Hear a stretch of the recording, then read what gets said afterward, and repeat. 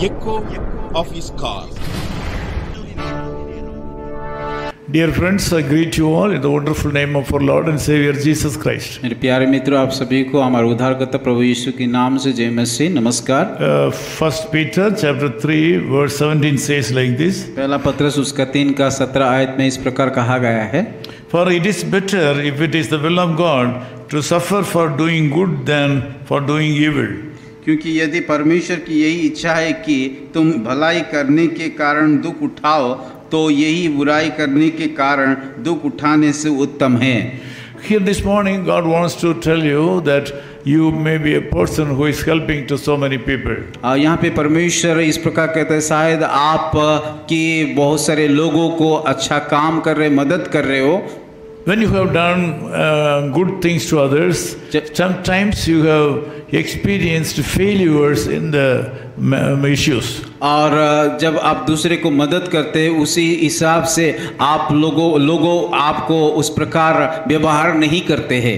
When the people, those who have been benefited through you, get unfavorable result, they will try to fight against you. और जब हम दूसरे की भलाई करने के लिए सोचते हैं, जब हम उसका कामयाब नहीं होते, वो लोग अपना विरोध में उठते हैं। This morning, if you are a person who has been suffering because of the good deeds you have done to other people. और शायद आज आप के अच्छा काम करने के कारण अगर कोई आपको दुख दे रहा है, विरोध में उठ रहा है, तो आपको ये वचन है। In my life I have done so many good things to so many people, even out of the way.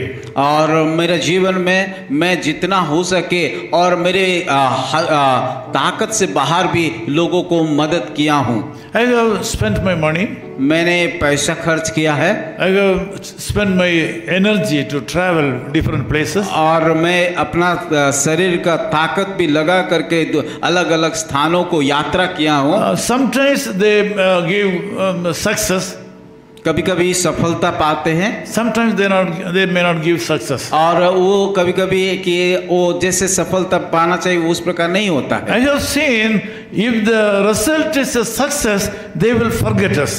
जब मैं देखा हूँ जिसको मैं मदद किया हूँ और वो कामयाब पाते हैं, तो वो लोग हमें भूल जाते हैं। There ends the matter. और वहाँ पे विषय खत्म हो जाता है। But at the same time, if they have any failure, they will come and fight with us. और अगर जिस व्यक्ति को मैंने मदद किया वो अगर विफल होता है, वो आकर के हमें विरोध करता है। This is the world. ये इस प्रकार का संसार है।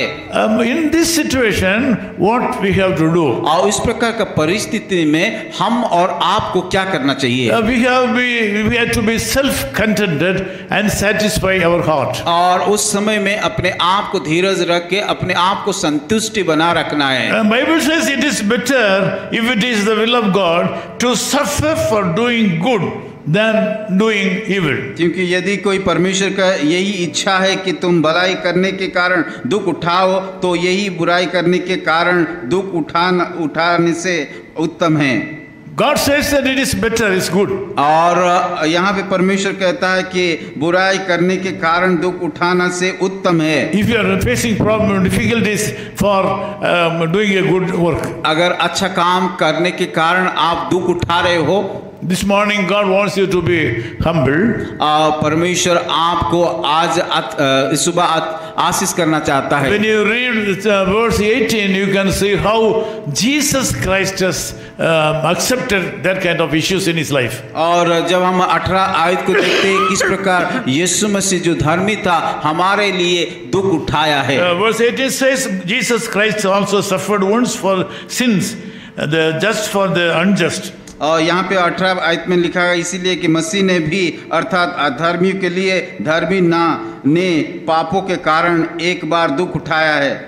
He has done for the unjust people. और वो अधर्मी लोगों के लिए कि दुख उठाया था। Even today, people are ungrateful to him. आज भी लोग कृतज्ञ नहीं हैं। This morning, you have a message from God. आज परमेश्वर के वचन से आप यही वचन सुने हो। You should not worry about the people, those who are accusing you for your good deeds. और अच्छे के काम कारण अगर कोई व्यक्ति आपको निंदा कर रहा है, उसके लिए चिंता मत कीजिए। You still have to take risk and help the people. और चुनौती लेकर के लोगों को फिर दोबारा भी मदद की This थी। is the pattern of Jesus Christ. और ये यीशु मसीह का ये नमूना था। This is the style of Jesus Christ. ये यीशु मसीह का संतान का एक चिन्ह है। Let us pray. आइए प्रार्थना करते Loving हैं। Father, we thank you so much for this wonderful प्यारे time. खुदावन इस सुंदर अवसर के लिए हम धन्यवाद देते हैं।